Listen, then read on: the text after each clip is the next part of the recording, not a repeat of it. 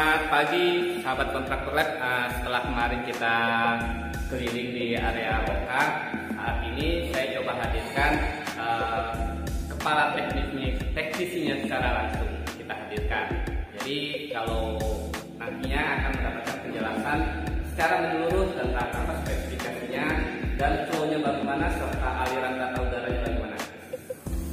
Halo, Selamat pagi, nama saya Ozi. Bersama rekan saya Mas Robi. Hari ini saya akan menjelaskan ruang operasi di klinik yang ada di Pasar Bali. Jadi ruang OKA yang kita setting kali ini itu berdasarkan peraturan pemerintah Kementerian Kesehatan nomor 24 tahun 2016 gitu ya. Jadi yang membahas keseluruhan teknis tentang rumah sakit. Tapi kali ini kita hanya akan bicara spesifik di ruangan operasi saja. Nah, ruangan yang kita bangun ini ukurannya 7 kali 7 meter untuk ruangan operasi utama. Kalau ditambah dengan fasilitas pendukung lainnya dengan scrub station, ruang steril, koridor kotor dan lainnya itu ukurannya 10 kali 10 meter.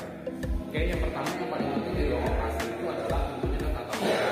Tata udara kenapa menjadi bagian penting dalam operasi? Karena kita tahu proses operasi adalah proses yang sangat rentan sehingga diperlukan suatu ruangan dengan udara yang steril, gitu ya.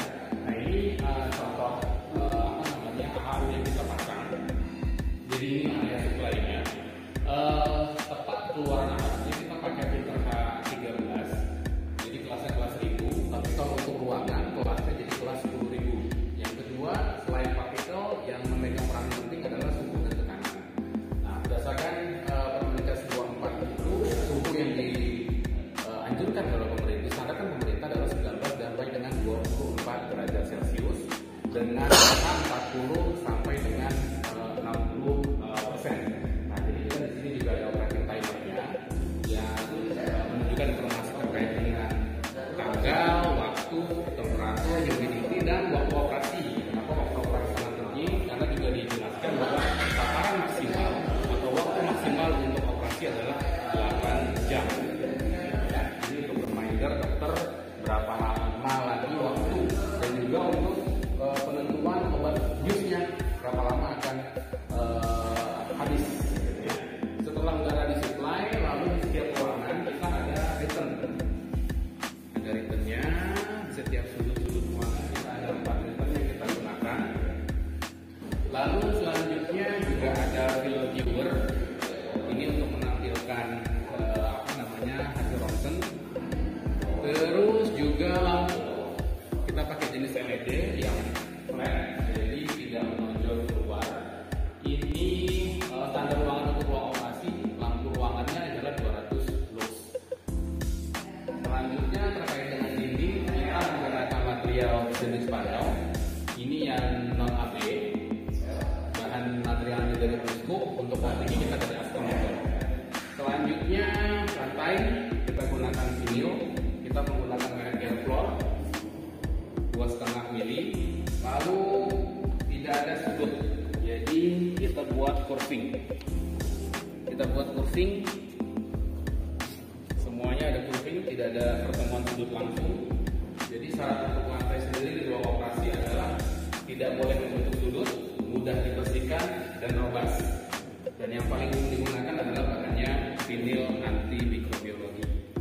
Selanjutnya kita juga ada karbon untuk transfer material.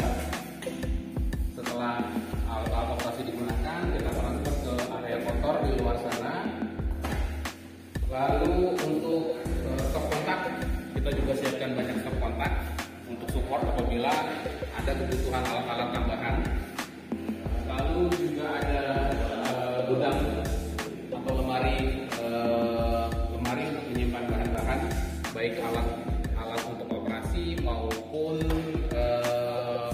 obat-obat yang akan digunakan. Dan ini kita installnya modelnya semua flat, tidak ada yang menonjol ke dalam ruang operasi.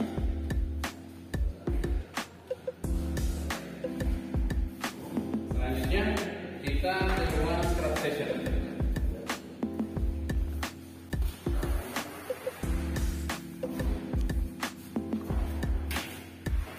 Jadi ini pintu masuk.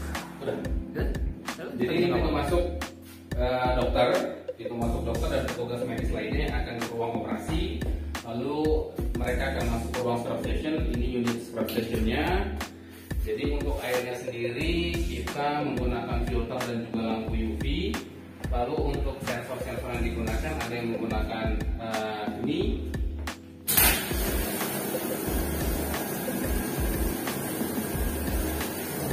Atau juga sensor tangan.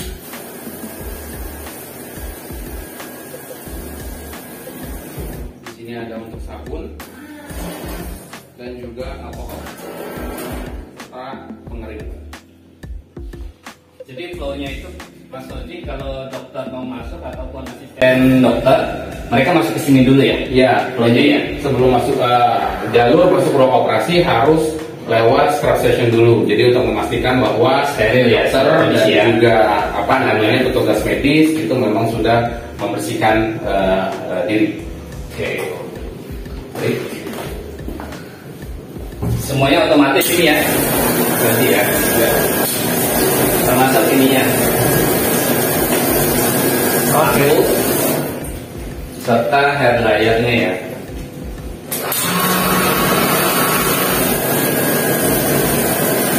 Lalu dari alur sini, dokter dan asisten dokter langsung masuk ke ruang operasi. Oke, jadi sekian penjelasan atau runtur kita mengenai ruang operasi di klinik NMW Denpasar. Selanjutnya Mas Robi. Baik, terima kasih penjelasannya Mas Oji. Mungkin ada sedikit beberapa pertanyaan dari para customer ya. Nah, sebenarnya itu minimal standar ruangan untuk ruangan operasi itu berapa sih? Jadi kalau menurut lagi-lagi kita rujukannya adalah standar yang ada di pemerintah gitu ya, di Permenkes nomor 24 tahun 2016. Itu ada 3 kriteria untuk ruang operasi gitu ya. Pertama, ruang operasi minor itu ukurannya 6x6. Yang kedua atau 36 meter persegi. Yang kedua, ruang operasi umum itu ukurannya 7x6 atau 42 meter persegi. Dan ruang operasi major atau besar gitu ya. Nah itu ukurannya adalah 50 meter persegi atau 7x7,2 meter persegi gitu loh.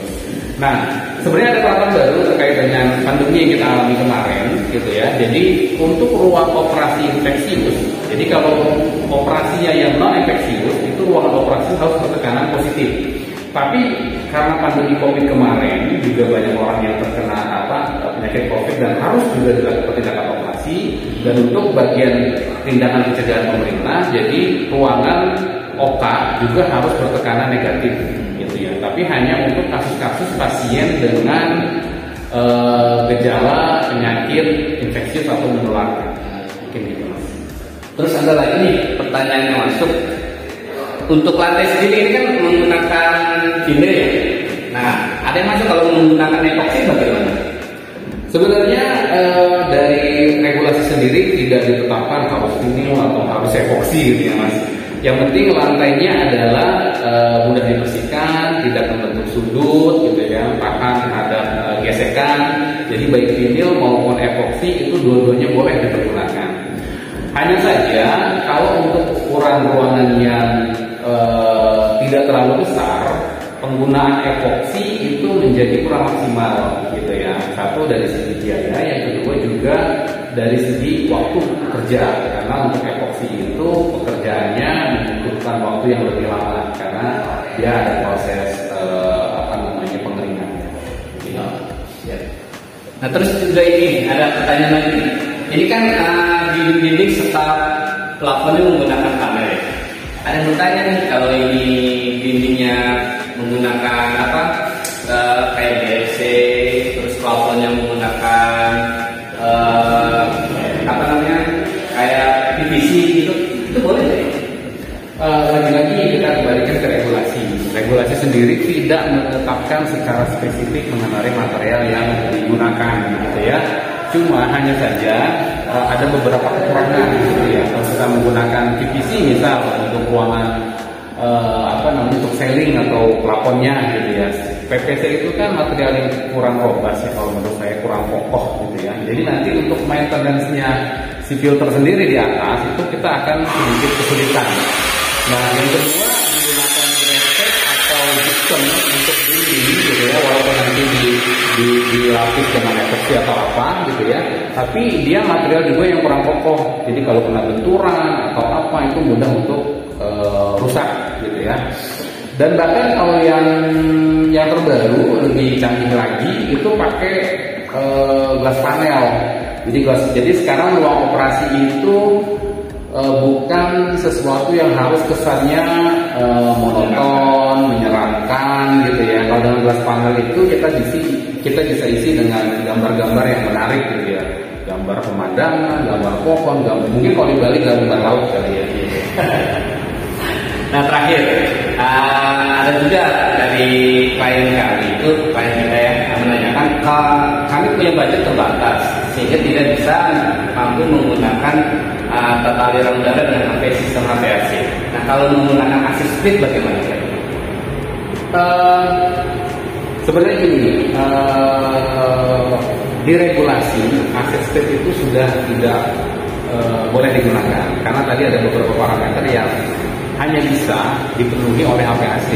Jadi kalau HVAC sendiri sebenarnya ada beberapa pilihan, ya tergantung budget yang digunakan. Jadi kalau ini masih menggunakan sistem laminar yang biasa, jadi masih menggunakan HEPA filter yang biasa, itu tingkatannya beda-beda. Kita bisa menyesuaikan sesuai dengan budget, tapi masih comply dengan regulasi.